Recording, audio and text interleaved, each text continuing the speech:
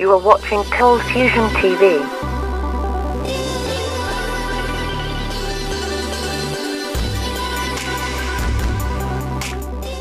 Hi, welcome to another Cold Fusion video. Since Wi-Fi's accidental invention in 1992 by Australian radio astronomer Dr. John O'Sullivan through a failed experiment to detect exploding mini black holes, Wi-Fi has revolutionized digital communication. Without it, our current mobile way of life would be somewhat different. Wi-Fi currently makes up 60% of global internet traffic. With all of that being said, Wi-Fi still has some issues. It's sketchy at times with a varying signal, and it's not totally secure because your signal could travel through walls and be easily picked up by someone else. The reason for all of this is that Wi-Fi uses radio waves to transmit data. So how do we improve this technology and solve these problems? We must use something that's cheap, safe, plentiful, and more robust for data transfer. The answer? Light. Light is perfect because it's actually just part of the electromagnetic spectrum, just like radio waves, but at a much higher frequency. That is, the waves that carry the energy cycle at a much faster rate than radio waves. Light also has a frequency range 10,000 times greater than radio waves, going up to 790 terahertz versus a maximum of 300 gigahertz for radio waves.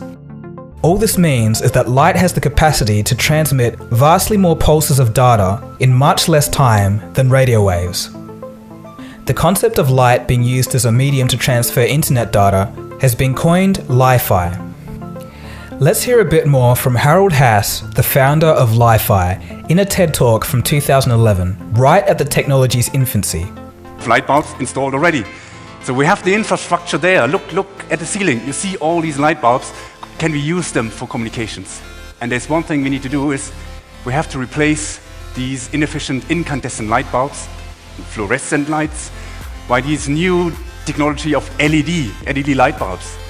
An LED is a semiconductor, it's an electronic device, and it has a very, very nice and cute property. Its intensity can be modulated at very high speeds, and it can be switched off at very high speeds. And this is a fundamental basic property that we exploit with our technology. So how does this all work? You all know the remote controls have an infrared LED. Basically, you switch on the LED, and when it's off, you switch it off, and it creates a simple low-speed data stream in 10,000 bits per second, 20,000 bits per second, not usable for a YouTube video. What we have done is we have developed a technology with which we transmit with our technology not only a single data stream, we transmit thousands of data streams in parallel at even higher speeds. In another part of the talk, Haas does a pretty cool demonstration. He fits a desk lamp with a normal LED bulb worth about $3. A software code makes the bulb flicker at extremely high speeds. This flickering, or pulsing, is then converted into a signal by a receiver, and then watch what happens next. So what happens when I switch on that light? As you would expect, it's a light, a desk lamp. You could put your book beneath and could read. It's illuminating the space. But at the same time, you see this video coming up here.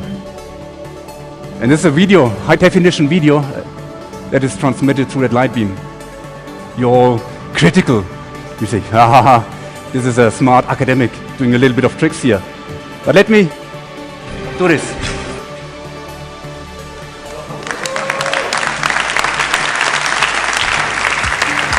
Once again, it is this light that transmits this high-definition video, this bit stream. And if you look at the light, it is illuminating as you would expect. You don't notice with your human eye, you don't notice the subtle changes in the amplitude that we impress onto this light bulb. It's serving the purpose of illumination, but at the same time, we are able to transmit this data. And you see even light from the ceiling comes down here into the receiver. It can ignore that constant light because all the receiver is interested in these subtle changes. Harald hopes to integrate this receiver technology into phones and even phone cameras so that they can send and receive high bitrate information through and from light. You might be wondering if the light has to be turned on the whole time to receive data. Haas says yes, But the thing is, you can actually dim the light down so that the human eye cannot detect that it's on, but the receiver still can read it. Okay, so that sounds great, but does it actually work in real life? The answer is yes. Researchers have reached speeds of 10 gigabits per second in lab conditions. For a perspective, South Korea's world record internet speeds are only 100 megabits per second. LiFi has also been successfully tested in a commercial context. There's been trials in offices in Estonia that are reporting transmission speeds of 1 gigabit per second, still 100 times faster than current average Wi-Fi speeds. So imagine this, you could walk into any room, switch on the light, and simultaneously instantly have an internet connection 100 times faster than your regular Wi-Fi. But it doesn't stop there. Researchers at the Oxford University have published results of visible light internet at 223 gigabits per second. With those speeds, you could download 18 1.5 gigabyte movies in 1 second. But of course, whether or not the servers will be able to serve those files to you is another story entirely. But still very impressive nonetheless. So what's the conclusion here? We could be seeing very cheap light-powered internet or Li-Fi everywhere. This could easily lead to the Internet of Things becoming a reality, a situation where all electronic devices communicate with each other. From your mobile phone communicating with your fridge, to sensors on a bridge, warning of structural damage and potential failure to civil engineers. If Li-Fi becomes widely available, I believe we would have turned a corner into a technological revolution that would lead to a world where the internet and transfer of information is no longer an obstacle for the average user. So anyway, that was just a quick story I thought I'd bring to you. It's quite fresh because the Li-Fi tests in real life scenarios were only completed 2 days ago, at the time of this recording, so pretty exciting stuff. Thanks for watching, don't forget to leave a thumbs up if you liked it, comment and subscribe if you're new. If you want to know more stuff on cutting edge technology, hang around for the next 10 seconds and follow the prompts on your screen. Cheers guys, this has been Dagogo, you've been watching Cold Fusion, have a good one. Cold Fusion. It's new thinking.